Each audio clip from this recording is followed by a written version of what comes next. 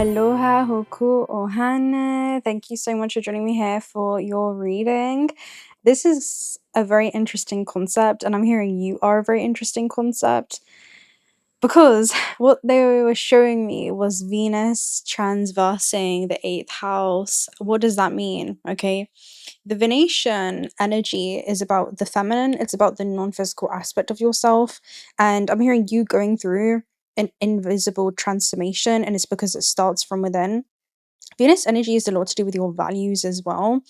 So you're transforming the things that you value in this existence. And when you talk about the feminine and the non-physical, this is about not just the value that you have as a soul, okay? And I'm hearing the value that your soul is gaining in etheric invisible growth.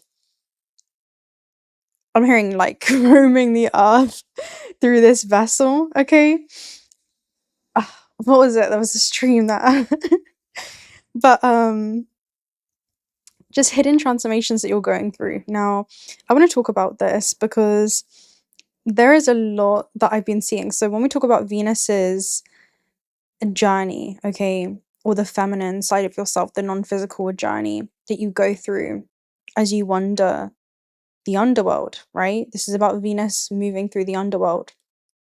Well, the underworld in 8th house is to do with your psyche, right? It's to do with the intersection of where your non-physical aspect meets the physical vessel.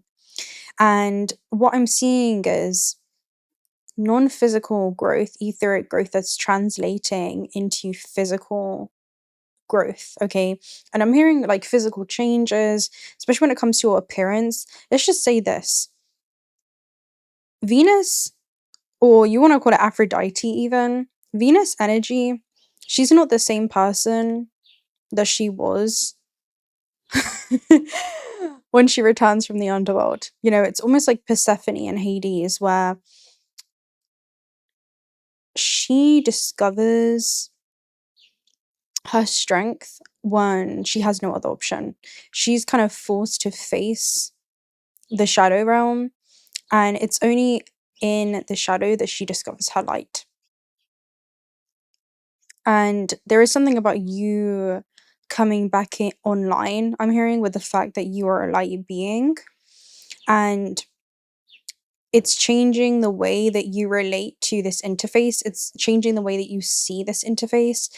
And I'm hearing the way that you show up for yourself and your etheric growth while participating in this physical experience, okay?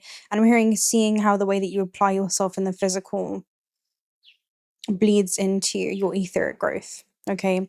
I'm seeing that be a mirror. Anyway, the energy that I was seeing, okay, so this came out actually around you in a previous reading, but it's the same energy, right? So we have the tower, okay? The tower in this shore is you. This is where the invisible, right? The non-physical, metaphysical ocean meets the physical conscious land. So the physical vessel. And there is a new wave of incoming energy, right? That's the way that I'm seeing it. There's a new wave of incoming energy. With the unknown, again, this is your journey into the underworld. It's a journey into the depths of your soul and you being a walking portal, essentially. And the vessel is about, I'm hearing this vessel being a portal for soul exploration. Okay, this vessel being a portal for soul exploration, but it also represents the devil. It talks about this vessel not belonging to you and not mistaking yourself for this vessel. You are the timeless consciousness that navigates this construct and life on earth within this terrestrial plane, utilizing this vessel. And there's a very strong energy in regards to your actual vessel. There's a very strong energy in regards to your actual vessel going through a profound transformation. Venus doesn't look the same, even. She doesn't look the same when she comes out of the 8th house. She doesn't. And I feel like this is about a physical transformation that you're going through. Like, you don't even look the same when it comes to your aesthetic, when it comes to your appearance, or at least you're not about to, okay? And it's because there is a different, I'm hearing, energy that you're holding now. And I'm seeing this vibration or this energy. It's like a different kind of light that you're holding. And it's pulsing throughout your whole body. It's pulsing and coursing through your veins. And it's changing the form in which you take. That's the energy that I'm receiving for you. So there's something about you changing before everyone's eyes, and it's because the things that you're focusing on have changed. The direction that your energy's been focusing on has also shifted and changed. And the things that maybe you once used to place value upon, simply because of time invested, which is energy spent, is being redirected, and you're placing value on something that is not bound to time, or something that is not bound or constrained or confined by the physical realm. You're placing value on the everlasting journey that you go through for all of eternity. And that's something that transcends time. So you could be transcending your, I'm hearing, outdated belief systems during this time. That's another energy that's coming through as well. But yeah, Venus transversing through the 8th house. If you think about it as well, Venus moving through the 8th is a lot to do with surgery, but not just physical surgery. It's almost like spiritual alterations, right? Or the soul, the non-physical, altering the physical path that you're embarking on, right? If you want to talk about it, but it's a phase of alchemy that happens behind closed doors, okay? And it's where you're kind of hidden away from the world's gaze. It's where you disappear and then you reappear. But when you reappear, you're not the same, right? If we talk about, again, Persephone's journey into the underworld, when she does return to the mortal realm, she's integrated her shadow and she's embraced it. And people don't necessarily know everything that happened, right? When she was in the underworld, but they can sense within the embodiment of who she is and her presence and the new energy in which she's holding. And I'm seeing like a different color that you're working with transform her.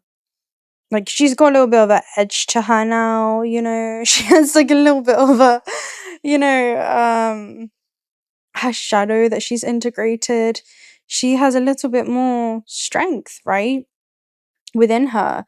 And she's shed or transformed something that she used to be fearful of that she now embraces. And this could be about change, right? When we talk about Pluto energy, this is about metamorphosis, right? This is about giving yourself the space to transform. And because of that, you're reclaiming your power in some way. There's something about you reclaiming your power. Okay, that's the energy that's coming through. But yeah. Anyway, I feel like this is significant because we soon have Venus and Jupiter coming into a conjunction. And this is where you meet your match. It's where you face the most badass. It's where you face the most profound, transformed, powerful. I'm hearing version of yourself, but that version of yourself is your ally. That version of yourself is within you. And that's where you come face to face with the emergence of a more sacred aligned you, of the version of you that doesn't resist change, of the version of yourself that doesn't hide away, I'm hearing, or shy away either. This is where you have that phoenix rising from the ashes moment. This is where the phoenix is almost kissed by Aphrodite, right? This is where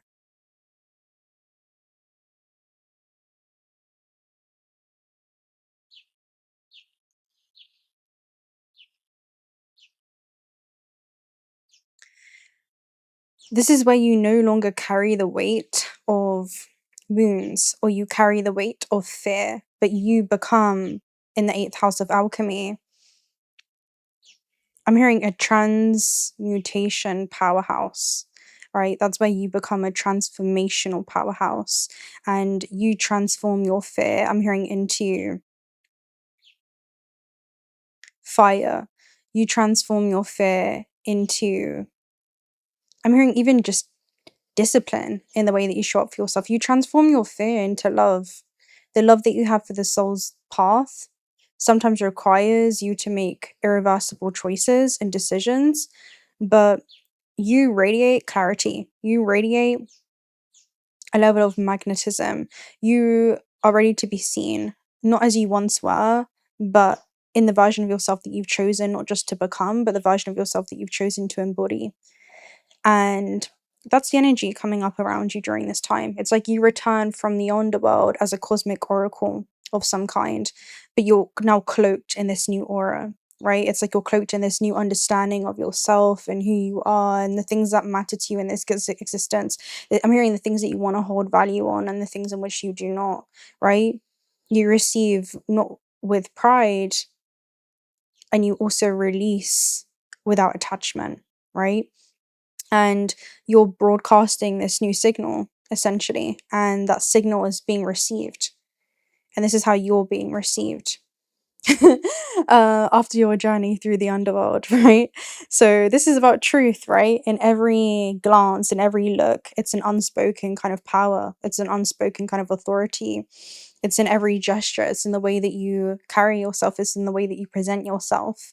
And I'm hearing it's the way that you dedicate yourself to things that not everyone can understand, because you see a layer of yourself and reality and everything that's led you to this point in a way that not everyone can. It's like you're journeying to meet new depths of yourself. That's what the 8th house is. So, yeah, that's what I really wanted to talk about today, guys. I hope that you enjoyed this message. It's a very, very profound time. That was like the best analogy that I could come up with the energy that was coming through. So Venus transferring the 8th house, transversing. Maybe she's transferring energy from the 8th house, understandings, esoteric knowledge. Maybe there's something that you kind of recover from this period. You know, it's a lot to do with shadow work that you bring to the surface and you share. But I'll speak to you guys very, very soon. Until next time. Personal reading details also down below. If you're not already subscribed to the channel, do consider subscribing. We'd love to have you around. And also check out Altar Spirit for a discount code if you guys are looking for some high quality AAA grade jewelry. We have Celestite, which is the blue one, Rainbow Moonstone, which is the top one, and Moonstone, which is the bottom. All intuitive stones.